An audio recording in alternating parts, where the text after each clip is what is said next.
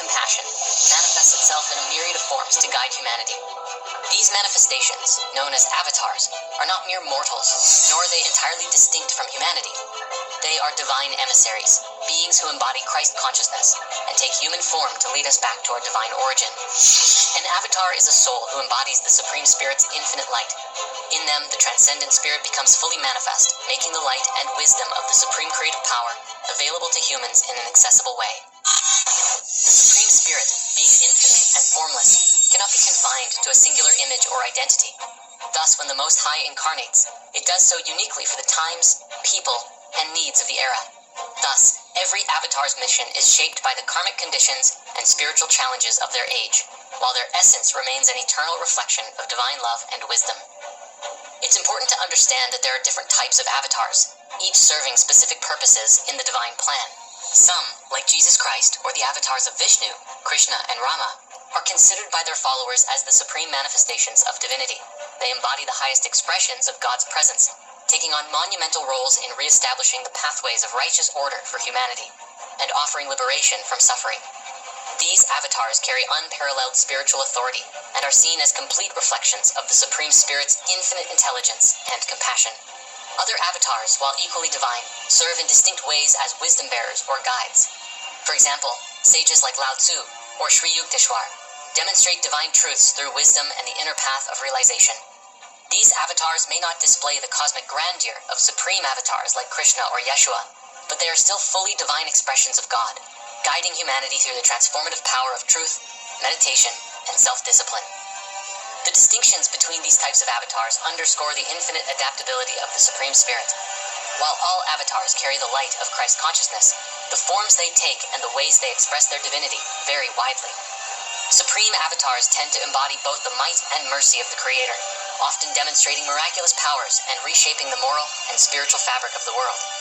Wisdom avatars, on the other hand, illuminate the path of divine realization for individuals, focusing on inner transformation rather than outward acts of divine intervention. This dynamic interplay between the transcendent and the immanent is what makes the role of the avatar so vital. They remind humanity that while God is beyond all creation, transcending all forms and forces, the light of God dwells within all beings. Through their presence and teachings, avatars awaken humanity to this truth, guiding us to recognize that divinity is not a distant reality, but an intimate essence waiting to be realized. The concept of an avatar emerges from the understanding that humanity often loses its way. Caught in the illusions of Maya, the cosmic delusion, and avidya, individual ignorance, people stray from the path of righteousness. In such times, the Supreme Spirit intervenes, descending into the material world in a form that humanity can recognize and relate to. These avatars bridge the infinite and the finite, carrying the light of divine love and wisdom into the shadows of human existence. Now, one major thing many may be wondering at this point has to do with the nature of Jesus and who he was in relation to other avatars. According to Christian tradition and belief, Jesus would be seen as an incarnation of God above all avatars. In order to make sense of this, we might consider a few things. First, in the Gospels we see Jesus speak to himself as both the Son of Man and the Son of God. These titles reflect distinct yet complementary aspects of his identity, and this can better help make sense of who he was. As the Son of Man, Jesus represented his human personality, the relatable and accessible human self. And as the Son of God, he referred not to his mortal shell, but the Supreme Spirit speaking through and as him. This dual recognition enabled him to proclaim with divine authority, "I and my Father are one." But Jesus isn't alone in this, and this is why this is so important. In the Bhagavad Gita, we see Krishna proclaim, "Among words, I am the syllable Om. I am the beginning, middle, and end of creation." In fact, Krishna also says this, "Whenever there is a decline in righteousness and an increase in unrighteousness, at that time I manifest myself on earth, to protect the virtuous, to destroy the wicked, and to re-establish Dharma. I appear in every age." Could it be that it's the same divinity speaking through both Krishna and Christ? Many today believe this to be the case, especially because the word Krishna itself has an etymological parallel to the word Christ. The voice of the avatar is the voice of the Supreme Spirit, guiding humanity, regardless of the incarnation. While avatars are divine, they often choose to live as humans, experiencing the joys and sorrows, trials and triumphs of earthly life. They will often even take on new karma of the present age when they incarnate, working through it in their life in order to better relate with the suffering of the people of that era.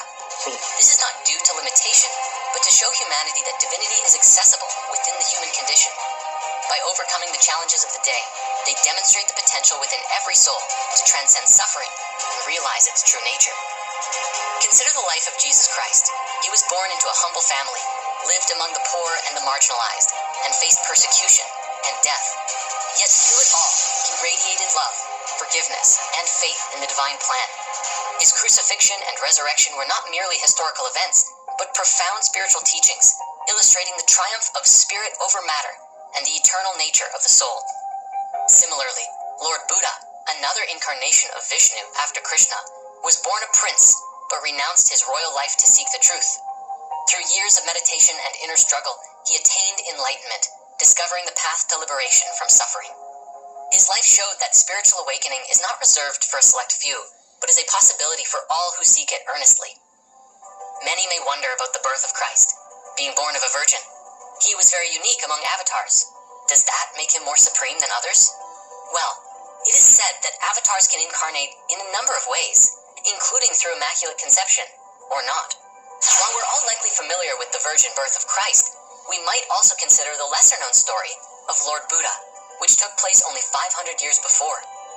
Few know that Buddha was also said to have been born of a virgin. The story goes like this. Queen Maya, lying down on her royal couch, fell into a divine dream. In this dream, the 4 guardian angels came and lifted her up, along with her couch, carrying her to the Himalaya mountains. There they clothed her in divine garments, anointed her with perfumes, and adorned her with divine flowers. Nearby stood Silver Hill, within which was a golden mansion. The angels spread a divine couch in this mansion, positioning its head towards the east, and laid Queen Maya upon it. At the same time, the future Buddha, now transformed into a superb white elephant, wandered nearby on Gold Hill. Holding a white lotus in his silvery trunk, the elephant descended from Gold Hill and ascended Silver Hill, approaching from the north. Trumpeting loudly, he entered the golden mansion, circled Queen Maya's couch 3 times with his right side toward her, and then struck her on the right side, appearing to enter her womb. This act marked the immaculate conception of Buddha. When Queen Maya awoke the next day, she recounted the dream to King Suddhodana, who summoned 64 eminent Brahmins to interpret it. The Brahmins declared that a divine child had implanted itself in her womb. They prophesied that if this child chose to remain in the household life, he would become a universal monarch. But if he renounced worldly life and embraced asceticism, he would become a Buddha, destined to dispel the clouds of sin and ignorance from the world. Don't skip this video, God. Avatar's life is a testament to the unity of the divine and the human. Through their words, actions, and very presence, they reflect the infinite love, wisdom, and power of the divine. They remind us that divinity is not something external, but an innate reality that we too can realize. Across all incarnations and teachings, they remind us of the unity of all life. Jesus proclaimed to love your neighbor as yourself, because in truth, we are all connected and one. Similarly, Krishna taught Arjuna to see the divine in all things, transcending the dualities of life. Love is the central message of every avatar. It is not an emotion, but a divine force that unites and uplifts. Jesus demonstrated this through his acts of healing and forgiveness, while Krishna emphasized bhakti, the path of loving devotion to God. Avatars stress that salvation is not achieved through external rituals, but through inner transformation. This requires transcending the ego, purifying the mind, and aligning with Christ consciousness, the true light of the soul within. The Buddha's Eightfold Path and Jesus' Sermon on the Mount both emphasize this inward journey. The impact of an avatar's life extends far beyond their physical presence. Their teachings resonate across generations, inspiring countless souls to seek the truth. Even after they leave the physical world, their spiritual presence continues to guide those who call upon them with devotion. As we discussed in a previous chapter, once attaining final and complete liberation, a soul is free to participate in reality transcendentally at whatever level they want. This would surely be the level of mastery that Jesus has. Complete unity with God, and so this is why so many people have reported seeing him in mystical visions at significant moments in their lives, fully changing their lives forever. Christ is alive, existing transcendentally beyond the material realm, but able to appear in any dimension if he so chooses. Yet the person of Jesus, meaning his ego or personality, and the spirit that he is, while eternally one thing also can be identified uniquely, and this is the mystery of Christ consciousness. While the Spirit is fully embodied in an avatar, it is not confined to them. It is a universal reality, present within every soul, waiting to be awakened. Avatars remind us of this truth, not by asking us to worship them, but by urging us to discover the divine within ourselves. The lives of avatars challenge us to rise above our limitations and embrace our divine potential. They show us that we are not separate from God, but are, in fact, His children, capable of reflecting His light and love in the world. By following their teachings, we can overcome the illusions of the material world and realize the eternal joy and freedom of spirit. The coming of an avatar is not an event of the past, but an ongoing reality. Even today, their presence can be felt by those who seek it. They come not to create new religions, but to restore the eternal truths that unite all faiths. In doing so, they remind us that the ultimate purpose of life is to realize our unity with the divine and to break free from the shadows of illusion.